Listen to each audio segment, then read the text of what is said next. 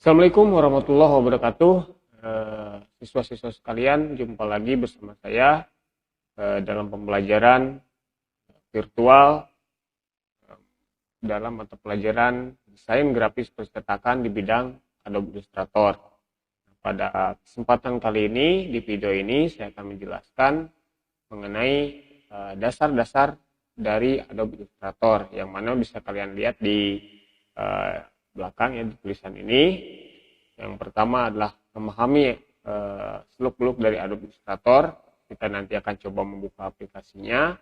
Terus cara membuat dokumen baru di Adobe Illustrator itu seperti apa. Terus memahami tampilan workspace atau lembar kerja dari Adobe Illustrator seperti apa. Dan yang terakhir adalah menyimpan file atau mengekspor file dari Adobe Illustrator, sehingga nanti file hasil kerja kalian di Adobe Illustrator itu bisa dibuka oleh kalian baik di laptop, di komputer, ataupun di handphone atau smartphone kalian. Oke, supaya tidak terlalu menyita banyak durasi, langsung saja kita ke materi yang pertama, yaitu memahami Adobe Illustrator. Itu sebelumnya jangan lupa sebagai bahan absensi juga, jangan lupa untuk komen di kolom komentar dengan nama dan kelas asal kalian. Dan jangan lupa juga untuk mensubscribe channel ini, karena channel ini yang akan terus digunakan oleh saya dalam upload video-video pembelajaran selama kita pembelajaran virtual, pembelajaran daring. Baik, yang pertama kali kita harus membuka dulu aplikasi Adobe Illustrator-nya. Dan yang belum install aplikasi Adobe Illustrator, itu kalian bisa download atau di link yang nanti akan saya sertakan di deskripsi video ini, atau kalian bisa nanti minta file mentahannya ke saya, atau misalkan kalian mau minta di komputer lab sekolah boleh.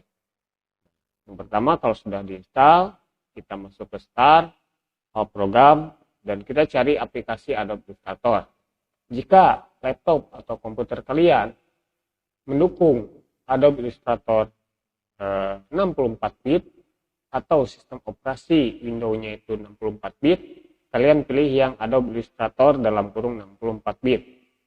Kalau misalkan hanya 32-bit, kalian tinggal pilih Adobe Illustrator CS6 saja ya, karena di pilihannya ada dua, ada Adobe Illustrator CS6 64-bit, ada Adobe Illustrator saja. Karena ini komputer yang saya gunakan adalah sistem operasinya 64-bit, maka yang saya pilih adalah Adobe Illustrator CS6 64-bit. Nah, kita tunggu sampai aplikasinya terbuka ya. Proses loading dari aplikasi Adobe Illustrator. Setelah proses loading, inilah tampilan awal atau tampilan pertama dari Adobe Illustrator. Yang saya pakai adalah tipenya adalah Adobe Illustrator CS6 ya. Kenapa saya pakai CS6 dan saya rekomendasikan ke kalian memakai CS6? Karena untuk CS6 ini bisa support di versi Windows berapapun, dan juga di spesifikasi komputer atau laptop yang seperti apapun ya.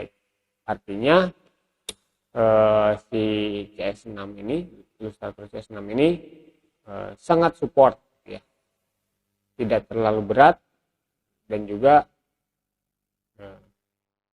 bisa lah digunakan di komputer-komputer yang speknya cukup minim.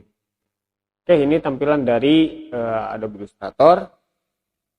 Sama seperti aplikasi yang lainnya, di sini ada menu bar dari mulai tombol close, restore, dan minimize. Ada juga tampilan sebelah kiri ya. Dari mulai sudut kiri ada logo dari Adobe Illustrator, ada file, edit, object, type, dan lain sebagainya. Di sini di samping kiri itu ada toolbox.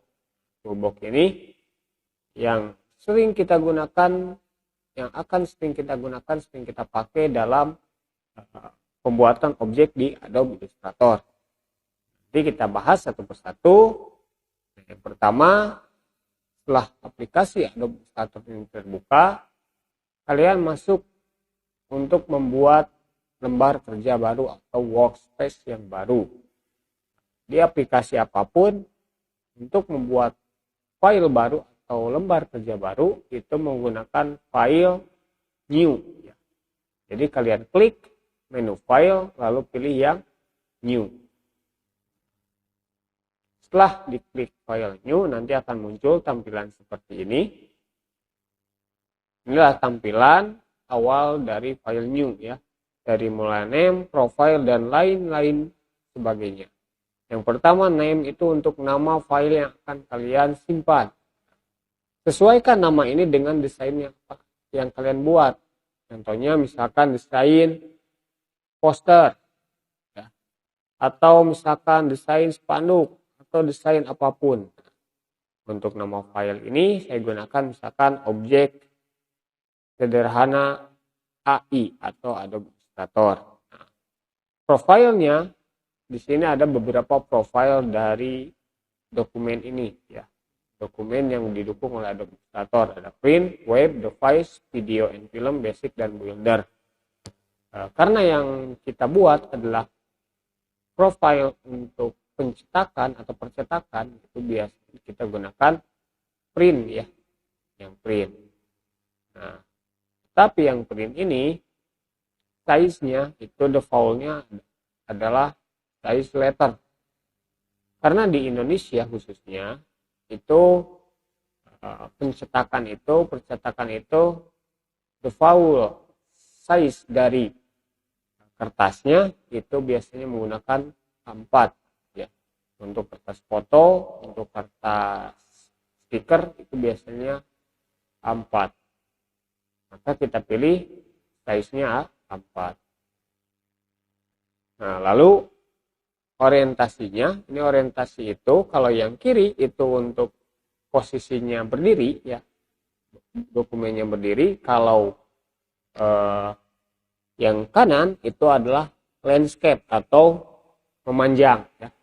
Ada potret atau landscape. Kalau potret berdiri, kalau landscape itu memanjang. Karena kita akan gunakan yang berdiri, kita pilih yang kiri atau potret ya. Kalau sudah, kita oke saja. Nah, nanti akan muncul tampilan seperti ini ya. Nanti akan muncul tampilan seperti ini. Nah, pertama ya, untuk menggambar suatu objek itu di sini ada beberapa ya. Biasanya itu untuk aplikasi desain grafis baik itu CorelDRAW ataupun AI itu biasanya di samping kiri itu untuk menu-menu menggambarnya atau toolbox-nya ya. Di Corel juga sama seperti ini, begitu juga dengan di AI.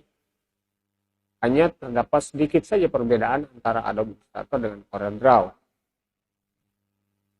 Nah, untuk itu yang pertama kita bahas dulu dari yang tanda panah berwarna hitam dinamakan selection tool.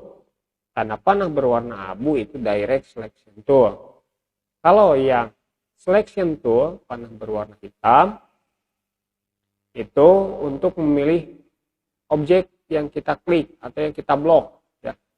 Kita klik objeknya misalkan, nah, itu akan terpilih satu objek itu. Kalau direct selection tool itu hanya memilih objek secara mendalam. Misalnya garisnya bisa kita pilih. Kita gambar misalkan persegi atau persegi panjang. Itu kalau menggunakan direct selection tool itu yang dipilih hanya garisnya atau titiknya saja. Nah, selanjutnya ada magic wand tool. Ini juga sama untuk menyeleksi objek. Bedanya kalau magic wand tool itu untuk memilih objek berdasarkan karakteristik warna yang sama. Kalau kita gunakan magic wand tool, ya, misalkan yang kalian klik adalah warna biru, maka semua objek yang diklik warna biru, ya, itu akan terseleksi, baik itu dalam satu objek atau beberapa objek. Kalau lasso tool itu untuk memilih objek secara bebas atau memotong objek, ya. Seperti ini, ya. Nah, kalau misalkan mau dipilihnya segini, ya itu pilih. Selanjutnya ini ada dari objek dari tool kelima sampai ke sini, gitu ya, yaitu objek-objek yang digunakan untuk menggambar. Nah, di sini yang pertama adalah pen tool. Buat apa pen tool? Pen tool ini untuk menggambar garis atau kurva. Nah, cara menggunakannya kalian klik pen tool. Jika ingin menggambar garis lurus, ya, sudah muncul pen toolnya seperti ini, pointernya berubah menjadi full pen, ya. Kalian klik satu kali di dokumen, di lembar kerja. Nah, lalu klik lagi di ujungnya, itu akan membentuk sebuah garis seperti ini. Nah, kalau misalkan kita klik lagi di bawah, itu akan membentuk atau meneruskan garis yang sudah digambar. Kita kembalikan misalkan ke sini, ya, ke titik ini. Nah, ini akan membentuk sebuah segitiga siku, ya. Nah, ingat, setelah kalian selesai menggambar, misalkan udah ini akhirnya mau seperti ini, kalian kembalikanlah si pen tool ini, ya, si pointer ini kembalikan ke selection tool. Kalau tidak dikembalikan ke selection tool, maka akan terus menggambar, ya, seperti ini. Akan terus menggambar. Kalian klik terus akan terus menggambar, ya. Kalau kita kembalikan ke selection tool, nah, maka gambarnya sudah selesai. Tugas dari pen tool sudah selesai.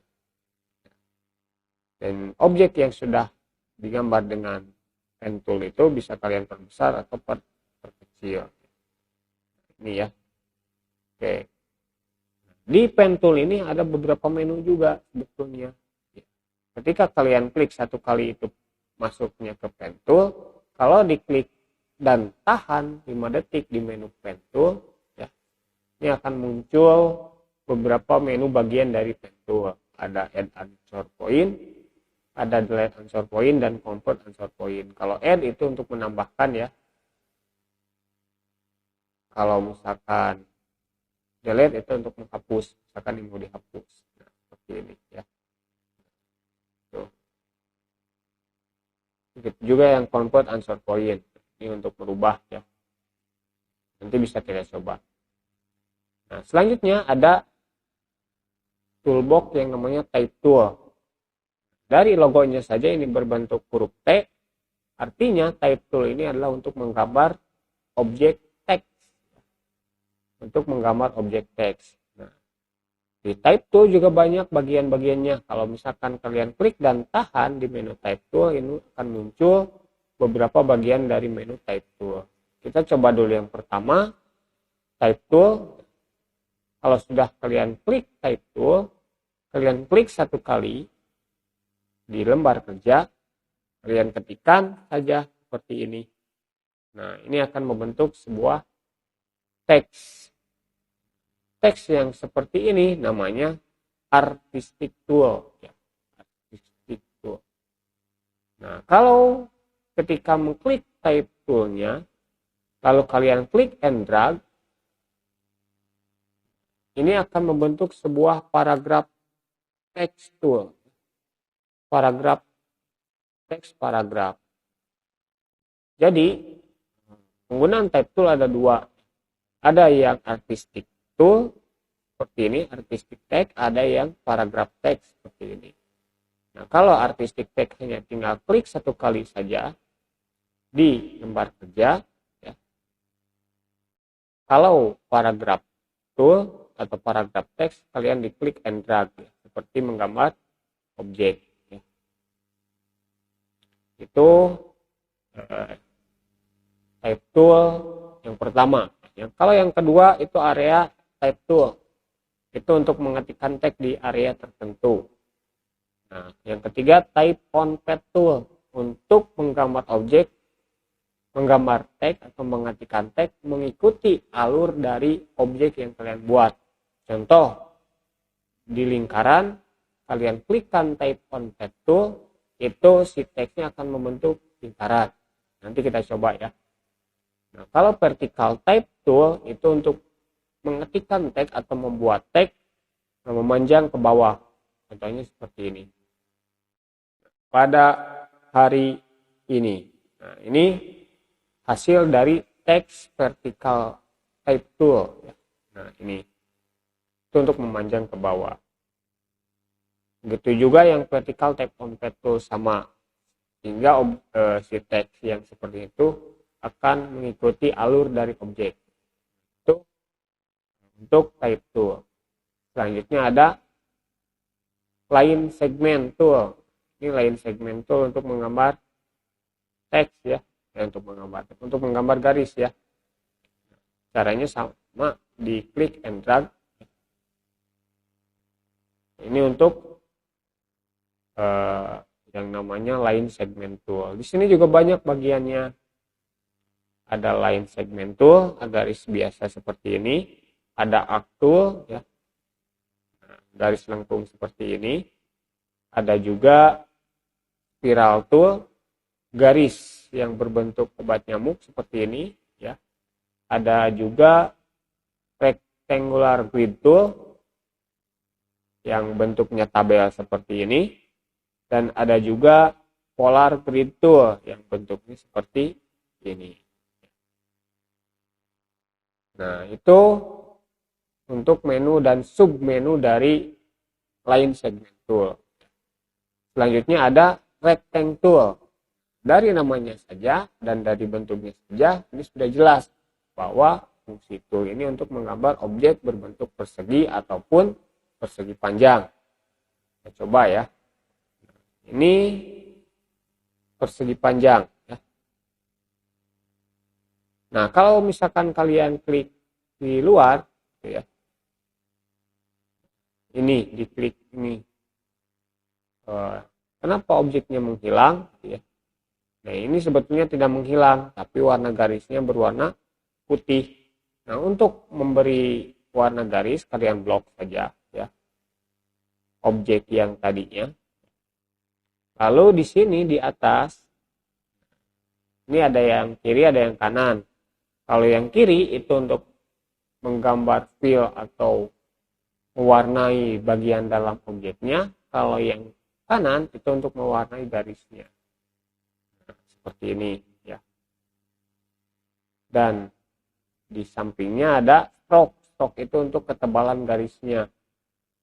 Kalian bisa pilih ketebalan garisnya mau berapa supaya kelihatan. Nah, seperti ini ya. Nah, kalau misalkan yang tadi ya persegi panjang, kalian mau kasih warna, itu pilih yang kiri ya.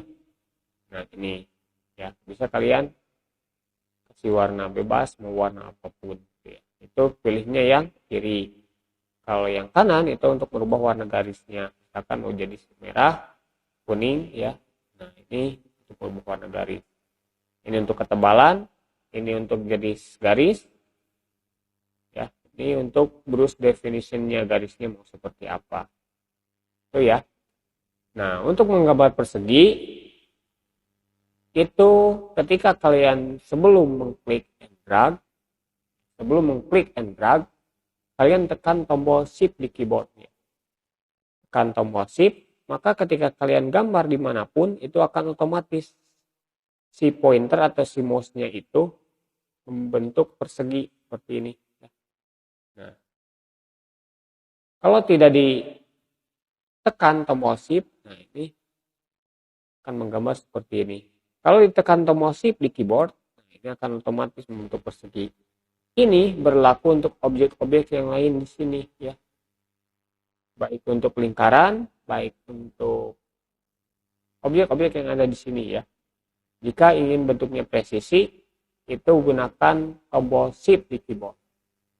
Itu ya.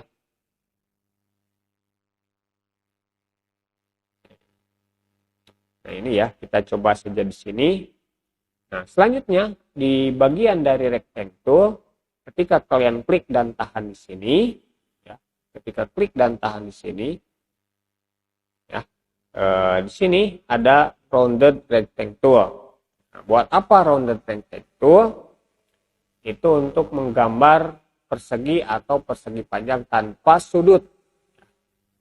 Atau contohnya kalian bisa lihat rounded rectangle itu di logo Indosiar. Kita coba ya.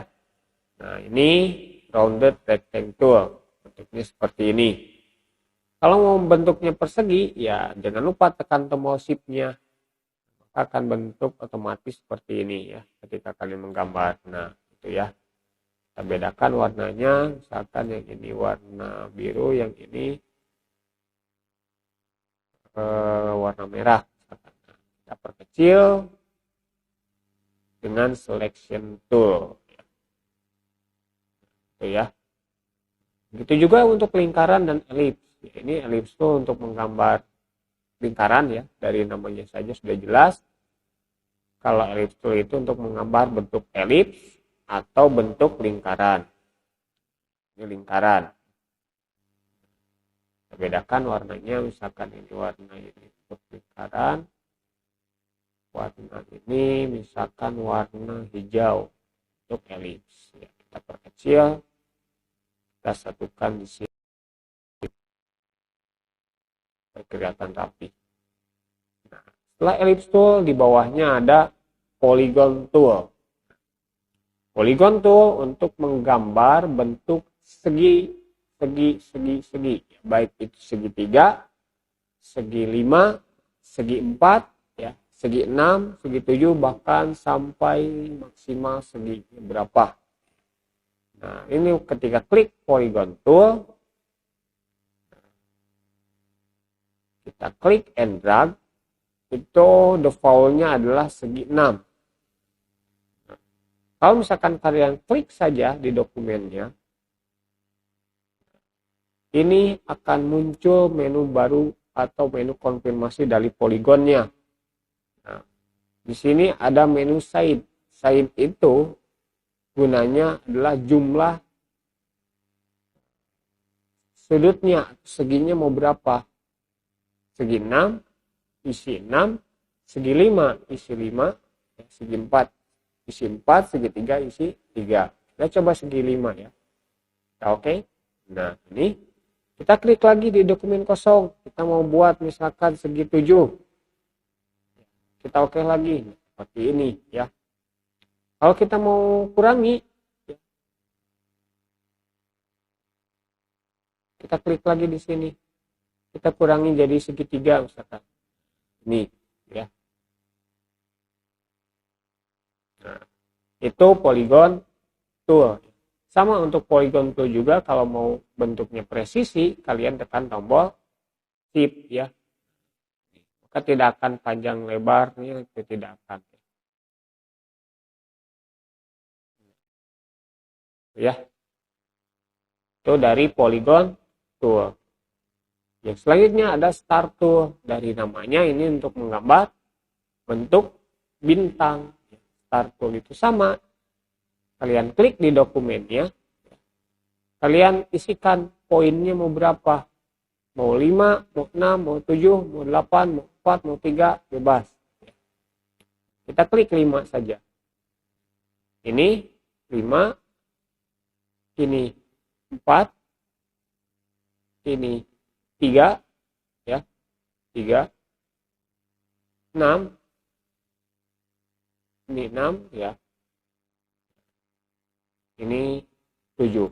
Itu bintang, bentuk dari bintang atau star tool. Nah, kalau flare tool itu membentuk bentuk kembang api seperti ini ya. Nah, bentuknya seperti ini kalau flare tool ya. Nah, selanjutnya hapus dulu. Ada menu atau tool yang namanya paintbrush tool. Paintbrush tool ini untuk menggambar bentuk bebas atau sama seperti cat lukis ya, seperti kuas lukis. Nah, kita coba. Paintbrush tool ini bisa untuk menggambar objek yang tidak bisa digambar dengan tool yang lain. tidak bisa dengan pen tool, tidak bisa dengan rectangle tool. Itu digambarin biasanya dengan paintbrush tool. Nah, di sini paintbrush tool ini bisa juga, contohnya kita mau membuat tanda tangan. Nah, tanda tangan.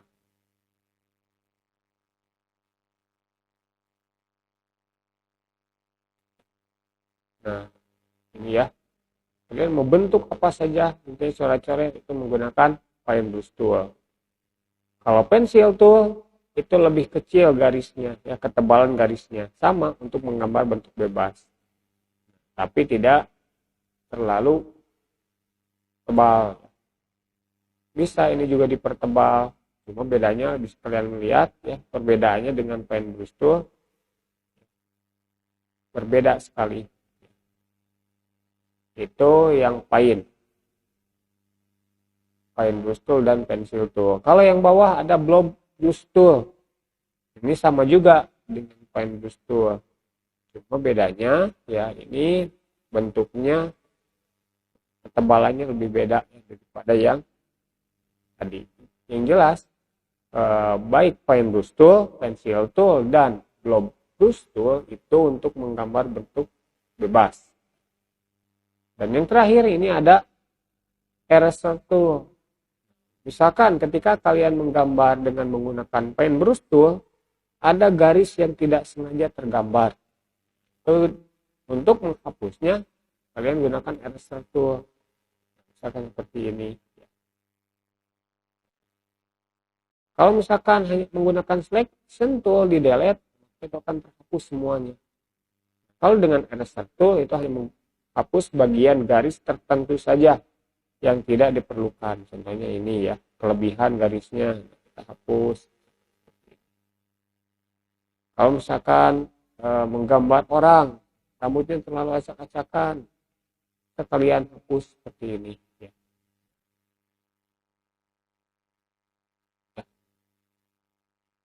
Itu menu-menu toolbox dasar yang digunakan untuk menggambar di Adobe Illustrator. Untuk yang lainnya, nanti kita akan bahas di pertemuan-pertemuan selanjutnya. Oke, itu ya, jadi dasar-dasar dari Adobe Illustrator. Oke, kita langsung masuk ke materi selanjutnya. Setelah kita menggambar dari objek yang sudah kita gambar di Adobe Illustrator ini sudah selesai, cara untuk menyimpannya sama seperti ketika kalian menyimpan di aplikasi yang lain. Kalau misalkan kalian pernah menyimpan di Corel Draw, sama di Adobe Illustrator juga langkahnya seperti itu. Bisa menggunakan file save as atau file save ya. Atau bisa juga menekan di keyboard Ctrl+S untuk menyimpan filenya. Ya, kalau sudah yakin gambarnya sudah selesai kalian gambar, kalian file, ke menu file, lalu pilih save atau save as. Kalau di save saja itu kita tidak tahu, kadang kita tidak tahu si lokasi file tempat nyimpennya di mana. Maka untuk memastikannya kita pilih yang save as. Misalkan di dokumen, di My Dokumen, pastikan file name-nya sudah sesuai. Save as tipenya itu Adobe Illustrator atau AI. Kalau sudah di save ya. Tuh, kalau sudah di save nanti muncul seperti ini, di OK saja. Maka nanti akan muncul filenya di My Dokumen ya. Nah, filenya berbentuk AI ya. Nah, ini ya, filenya berbentuk AI. Kalau misalkan kalian mau menyimpan file ini dalam bentuk gambar, baik berformat JPEG atau berformat PNG, caranya seperti apa? File, export, file, lalu pilih yang export. Kita klik export, nanti muncul mau nyimpan di mana. Kita samakan saja dengan file AI yang tadi. Di My Dokumen, file name-nya apa? dan save as tipenya ganti ke format JPEG atau format PNG untuk latar belakang yang transparan. Itu pilih saja yang PNG ya. Jadi untuk defaultnya baiknya sebuah gambar hasil ekspor itu disimpannya dalam bentuk PNG ya. Kalau sudah di save saja. Nah, muncul lagi seperti ini di oke. Nah, kalau sudah diekspor, maka gambar yang kalian gambar tadi di Adobe Illustrator ya, gambar ini itu filenya bisa kalian buka seperti kalian membuka gambar biasa atau foto biasa. Yaitu cara atau dasar-dasar dari Adobe Illustrator. Ya. Mungkin untuk pertemuan kali ini itu saja yang saya sampaikan ya untuk pembelajaran virtual mengenal Adobe Illustrator ini. Apabila ada yang kurang jelas, kurang paham, silakan kalian tanyakan di kolom komentar atau di WA group atau bisa juga di forum Google Classroom ya. Karena saya yakin ya untuk pembelajaran virtual ini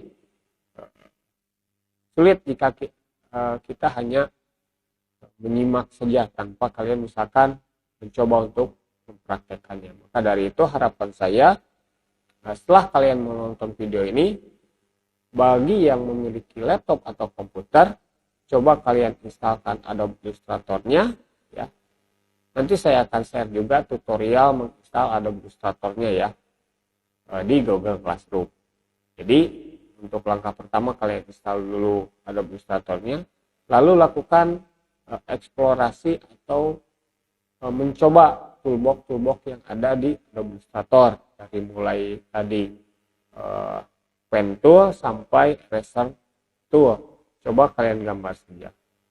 Nah, untuk contoh filenya nanti akan saya share juga di Google Classroom.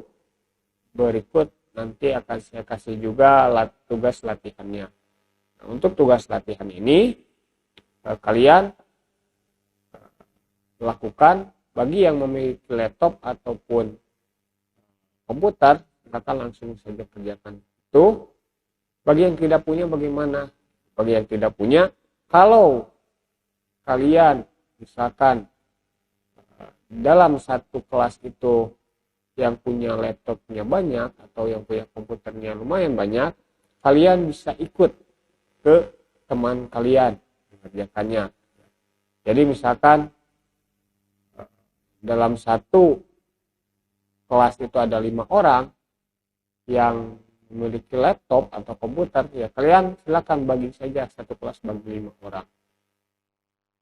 Silakan coba eksplorasi sambil kita menunggu jadwal atau misalkan perizinan praktikum, kegiatan praktikum di sekolah. Kalau di sekolah nanti kalian bisa bebas eksplorasi. Kalau untuk sekarang minimal kalian mencoba dulu ya Adobe Illustrator itu seperti apa, cara menggambarnya seperti apa.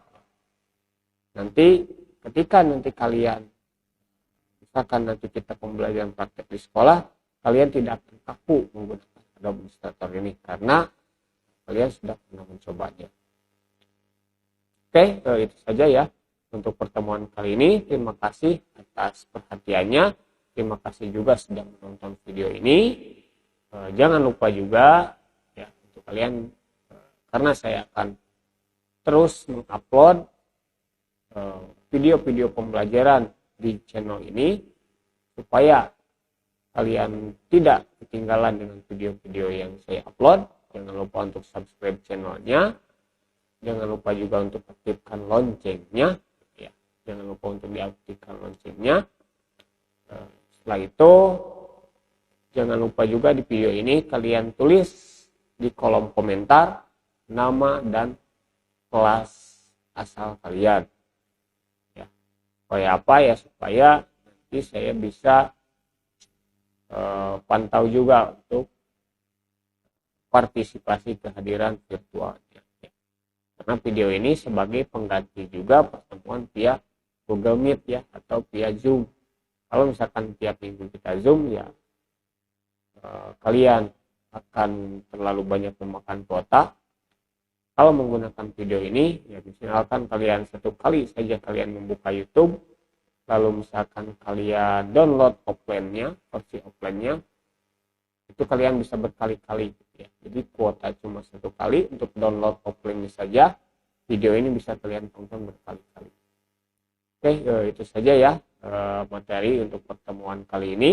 Terima kasih atas perhatiannya. Mohon maaf apabila dalam penyampaian materi ini, pemaparan materi ini saya terlalu cepat atau misalkan banyak yang tidak memuaskannya, mohon dimaafkan. Mudah-mudahan kalian juga bisa, kalaupun misalkan kurang paham dengan pemaparan ini, ya silakan tanyakan saja di grup WA, di forum Classroom, atau bisa langsung japri lewat WhatsApp saya. Saja untuk pertemuan kali ini. Terima kasih atas perhatiannya. Sekali lagi mohon maaf atas segala kekurangannya. Sampai jumpa lagi di pertemuan selanjutnya. Billahi taufiq wal hidayah. Wassalamualaikum warahmatullahi wabarakatuh.